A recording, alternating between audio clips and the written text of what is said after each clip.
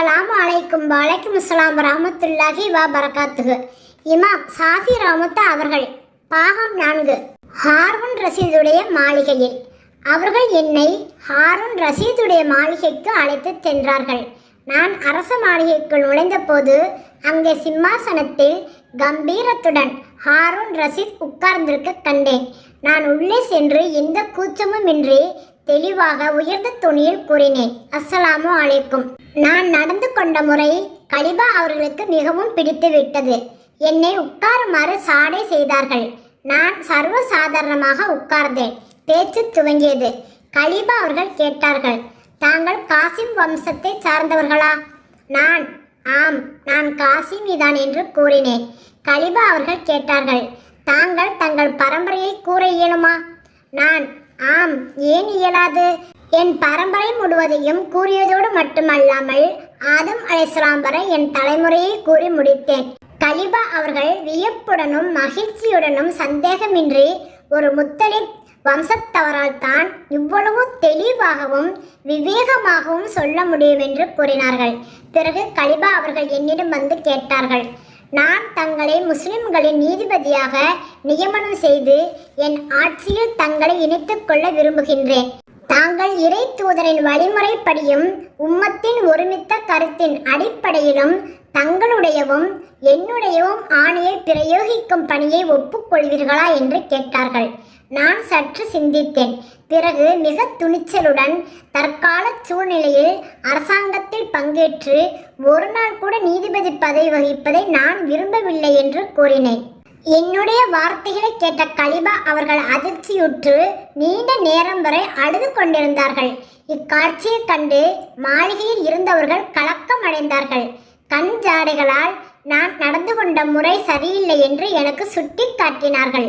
அமீரின் மூமினுடைய மனச்சுமை சற்று குறைந்த போது எங்களின் மனநிறைவுக்காக வேணும் தாங்கள் ஏதேனும் அன்பளிப்பை ஏற்றுக்கொள்ளுங்கள் என்று என்னிடம் கூறினார்கள். துரிதமாக கிடைக்கும் ஏதாவது ஒரு பொருளாக இருந்து உடனடியாக நான் இங்கிருந்து செல்ல முடியும் என்றால் நான் அதை ஏற்றுக்கொள்கிறேன் என்று சொன்னேன். ஹாரூன் ரஷீத் அவர்கள் மறுபடியும் அழலானார்கள். அழுத வண்ணமே 1000 பொற்காசுகள் கொண்டு வருமாறு ஆணையிட்டார்கள். அப்பொற்காசுகள் வந்ததும் அதை பெற்றுக்கொண்டு நான் உடனடியாக அங்கிருந்து வெளியேறினேன். நான் மாளிகையை விட்டு வெளியே வந்ததும் கலிபாவின் அடிமைகளும் பணியாட்களும் விரைந்து வந்து என்னை சூழ்ந்து கொண்டு, உங்களுக்கு கிடைத்த அன்பளிப்பில் எங்களுக்கும் கொடுங்கள் என்று கேட்டனர். அவர்களை உதறி தள்ளிவிட்டு போய்விடுவது எனக்கு நல்லதாக தெரியவில்லை. அவர்கள் எத்தனை பேர் என்று கணக்கிட்டு இருந்த பணத்தை எல்லோருக்கும் சமமாக பங்கிட்டு விட்டேன். எனக்கும் அதே போன்று ஒரு பங்கை எடுத்துக்கொண்டேன். ஹாரூன் ரஷீதுடைய மாளிகையை விட்டு புறப்பட்டு பக்தாதின் ஜாமியா மஸ்ஜிதுக்கு வந்து சேர்ந்தேன். சிறிது நேரம் ஓய்வெடுத்தேன். பிறகு ஃபஜ்ருக்கு பாங் சொல்லப்பட்டது. ஒரு இளைஞர் ஃபஜ்ர் தொழுகையை தொழ வைத்தார். அவர் ஓதியது எனக்கு மிகவும் இனிமையாக இருந்தது. குர்ஆனை நல்ல முறையில் ஓதத் தெரிந்திருந்தார். ஆனால் கல்வி உடையவராக தெரியவில்லை. தொழுகையில் அவருக்கு தவறு ஏற்பட்டது. என்ன செய்வதென்று அவருக்கு தெரியாததால் மறதிக்குரிய சஜதா செய்யாமலேயே சலாம் சொல்லிவிட்டார். தொழுகை நடத்துபவர் குறைந்த அளவு தொழுகையின் சட்ட திட்டங்களையாகிலும் தெரிந்திருக்க வேண்டும். உங்களின் தொழுகை நிறைவேறவில்லை, எனவே தொழுகையை திருப்பித் தொழுதல் வேண்டும் என்று நான் கூறினேன். அவர் எதுவும் சொல்லாமல் திரும்ப தொழ வைத்தார். அவரது இப்பண்பாட்டையும் நல்லொழுக்கத்தையும் கண்டு நான் நன்மதிப்பு கொண்டேன். நான் அவரிடம் தாளும் எழுதுகோலும் எடுத்து வர சொன்னேன். அவர் நன்றி கூறியவராக உடனே அவற்றை எடுத்து கொண்டு வந்து தந்தார். மறதிக்குரிய சஜ்தாவை பற்றிய சட்ட திட்டங்களை எழுதி பாடமாக்குமாறு அவரிடம் சொன்னேன். இப்பிரச்சனைகள் பற்றிய அம்சங்கள் அனைத்தையும் ஒன்று திரட்ட இறைவன் அறிவையும் நினைவாற்றலையும் தந்தான். நான் அங்கேயே உட்கார்ந்த வண்ணம் மறதிக்குரிய சஜ்தா பற்றிய பிரச்சனைகளை குறித்து 40 அத்தியாயங்கள் கொண்ட விரிவான நூலை எழுதி முடித்தேன். நூல் முடிவுற்றதும் அந்த இளைஞரிடம் அவருடைய பெயரை கேட்டேன். அவர் தம் பெயர் ஜாஃப்ரான் என தெரிவித்தார். அவருக்காக அந்நூல் எழுதப்பட்டதால் அந்நூலுக்கு கிதாபு ஜாஃப்ரான் என்றே பெயரிட்டேன். நான் பக்தாத்திற்கு வந்து 3 ஆண்டுகள் கழிந்து விட்டிருந்தன. தங்களுக்கு அல்லாஹ் அருளியுள்ள பெரும் ஆற்றல்களால் மக்களும் பயன்பெற தாங்கள் அவசியம் ஏதாவது ஒரு பதவியை ஏற்றுக்கொள்ள வேண்டும் என கலிபா ஹாரூன் ரஷீத் அவர்கள் மீண்டும் வற்புறுத்தினார்கள். இறுதியாக என்னை நஜ்ரான் பிரதேச தாசில்தாராக நியமித்தார்கள். நான் அங்கு சென்று ஜக்காத் பணத்தை வசூல் செய்யும் பணியில் இருந்தேன். கல்வி தாகம் கொண்ட என் மனம் இந்த பதவியால் எவ்வாறு அமைதி அடைந்திருக்க முடியும்? சில நாட்களுக்கு பிறகு ஹஜ் செய்துவிட்டு ஹாஜிகள் மக்காவிலிருந்து திரும்பிக் கொண்டிருந்தார்கள். நானும் அவர்களை சந்திக்கலாம் என்று போனேன்.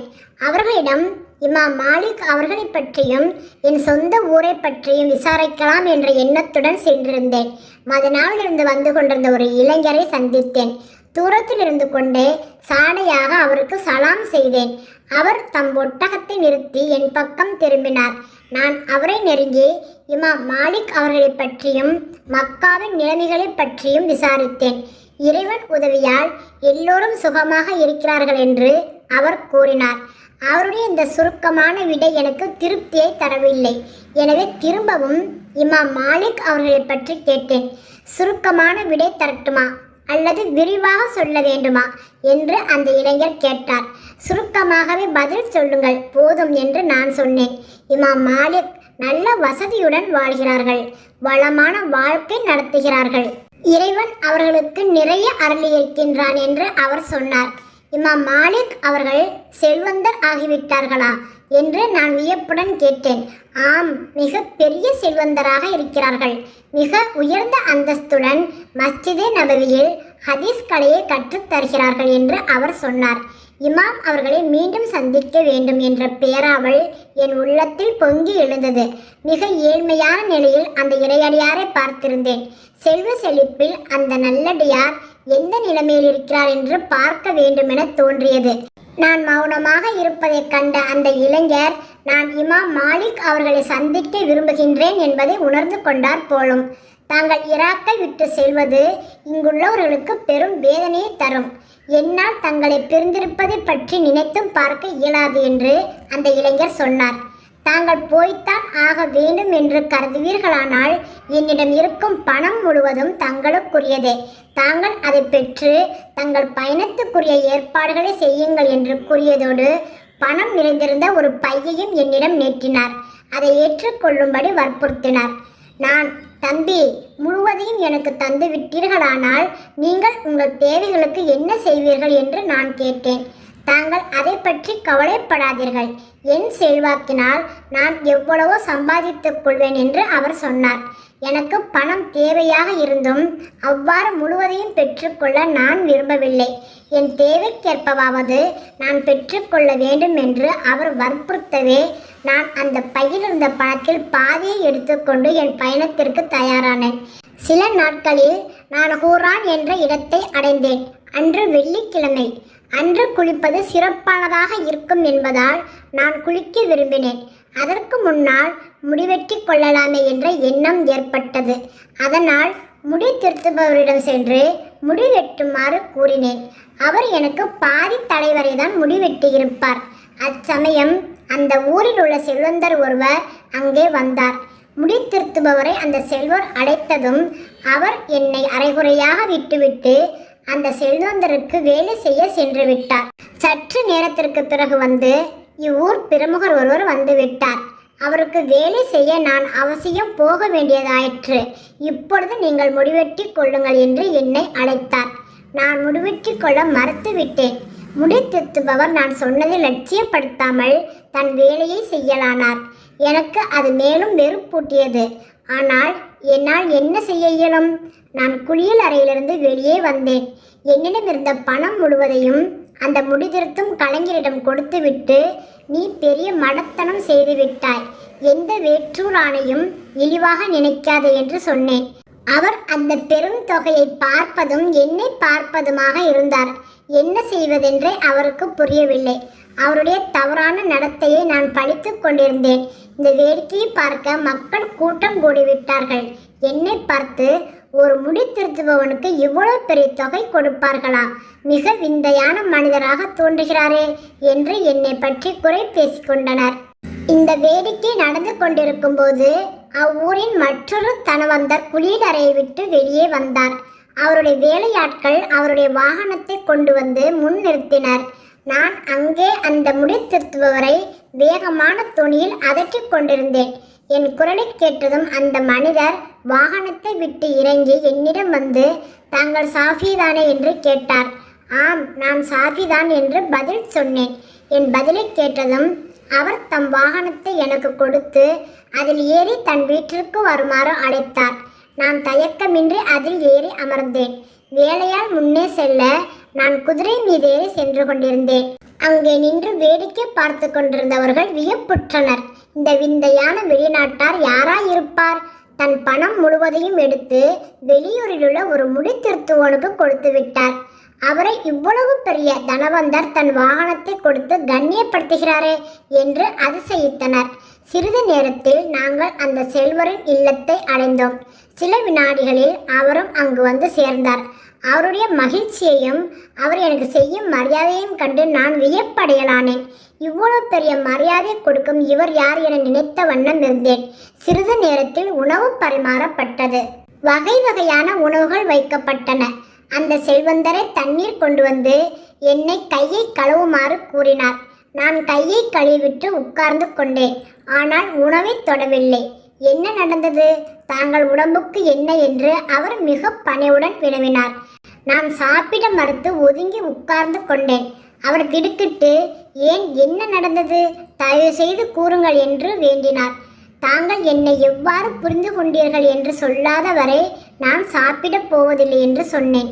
அவர் சிரித்துக்கொண்டே, இது என்ன பெரிய விஷயம்? தாங்கள் பக்தாதிலே தங்கியிருந்த காலத்தில் ஒரு பெரிய நூலை எழுதி ஓதி காட்டினீர்கள். அதை கேட்கும் பாக்கியம் எனக்கு கிடைத்தது. இவ்வாறு தாங்கள் என் ஆசிரியராக ஆகின்றீர்கள். எனவே தங்களை கண்ணியப்படுத்தி உபசரிப்பது என் கடமை என்று சொன்னார். நான் அடைந்த மகிழ்ச்சிக்கு எல்லையே கிடையாது. நான் எழுந்து அவரை கட்டி அணைத்தேன். உண்மையில் கல்விதான் அறிஞர்களுக்கிடையில் முறியாத உறவாக இருக்கிறது என்று நான் கூறினேன். பிறகு நாங்கள் மகிழ்ச்சியுடன் உணவருந்தினோம். அறிஞர்களோடு சேர்ந்து உண்பதில் ஏற்படும் அளவற்ற மகிழ்ச்சி அப்போது ஏற்பட்டது. நான் அங்கே தயக்கமின்றி 3 நாட்கள் விருந்தினனாக இருந்தேன். 4வது நாள் நாங்கள் உட்கார்ந்து உரையாடி கொண்டிருந்தோம். அப்பொழுது, அறிஞர் பெருமானே, இந்த ஹூரான் நகரத்தை சுற்றிலும் எனக்கு சொந்தமான 4 கிராமங்கள் இருக்கின்றன. 4 கிராமங்களும் மிக செழிப்பானவை. அவற்றுக்கு நிகரானவை இந்த சுற்றுப்புறத்தில் கிடையாது. தாங்கள் அந்த 4 கிராமங்களையும் ஏற்றுக்கொண்டு இங்கேயே தங்கிவிட வேண்டும் என என் மனம் விரும்புகிறது என்று அவர் சொன்னார். 4 கிராமங்களையும் எனக்கு கொடுத்துவிட்டால் உம்முடைய வாழ்க்கை எவ்வாறு நடக்கும் என்று நான் கேட்டேன். தாங்கள் அதை பற்றி கவலைப்பட வேண்டியதில்லை. என்னிடம் 40,000 தீனார்கள் உள்ளன. அவற்றை வைத்து நான் ஏதாவது தொழில் செய்து கொள்வேன் என்று அவர் சொன்னார். சகோதரரே, நான் செல்வம் தேடுவதற்காக என் ஊரை விட்டு ஊராக தெரியவில்லை. இறைவன் உன்னை கல்வியினும் வானின் கதிரவனாக ஒளிரச் செய்வானாக என்ற என் தாயின் பிரார்த்தனையை பெற்றுக்கொண்டு நான் வீட்டை விட்டு புறப்பட்டுள்ளேன். இவ்வாறு நான் வேகமாக சொன்னேன். தாங்கள் மிக உயர்ந்த குறிக்கோளை தாங்கியுள்ளீர்கள். இறைவன் தங்களுக்கு வெற்றியை தருவானாக. தாங்கள் பயணத்தில் இருப்பதால் பல தேவைகள் ஏற்படலாம். எனவே நான் தரும் தொகையேனும் பெற்றுக்கொள்ள வேண்டும் என்று பணிவுடன் வேண்டிக் கொண்டார். அவருடைய பணிவையும் அன்பையும் கண்டு அதை மறுக்க இயலவில்லை. அவர் கொடுத்த 40,000 தீனார்களையும் பெற்றுக்கொண்டு நான் அங்கிருந்து புறப்பட்டேன். நான் ஹூரானிலிருந்து புறப்படும் போது என் முன்னாலும் பின்னாலும் சுமைகளாகவே இருந்தன. நான் ஹூரானுக்குள் நுழைந்த போது என் நிலைமை எவ்வாறு இருந்தது என்பதை நினைத்து இறைவனை புகழ்ந்தேன். 4 நாட்களுக்கு முன் நான் அங்கு வந்தபோது முடித்திருத்துவோன் என்னை எவ்வளவு கேவலமாக நடத்தினான். அங்கிருந்து புறப்படும் போது மிக கண்ணியத்துடன் நிறைந்த செல்வத்தோடு போய்கொண்டிருந்தேன். எனினும் என் மனதில் பண ஆசை என்பது இம்மியளவும் ஏற்படவில்லை என்பதை நினைத்து இறைவனுக்கு நன்றி செலுத்தினேன். இதன் தொடர்ச்சி அடுத்த வீடியோவில் கேட்கலாம் இன்ஷா அல்லாஹ். இறைவனுக்கு அஞ்சுவோம். இறைவனின் கட்டளைக்கு கீழ்ப்படிவோம். அல்ஹம்துலில்லாஹ்.